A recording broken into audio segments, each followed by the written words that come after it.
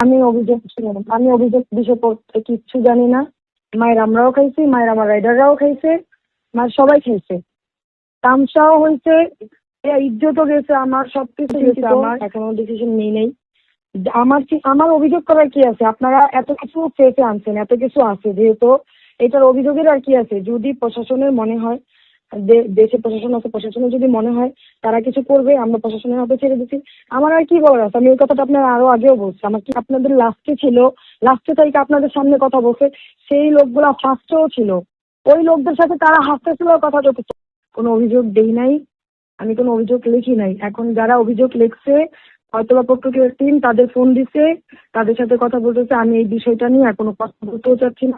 আচ্ছা, যে অভিযোগ নিছে তাকে ডাকেন। এখানে ভাইয়া ইজ্জত আমার গেছে, সম্মান আমার গেছে, মায়ের আমি খাইছি, ভাইরাল আমি হয়েছি, অনেক উল্টাপাল্টা কথা আমাকে নিয়ে লেখা হইতেছে। আমি অভিযোগ করি নাই, কোনো কিছু না, যেটাই হোক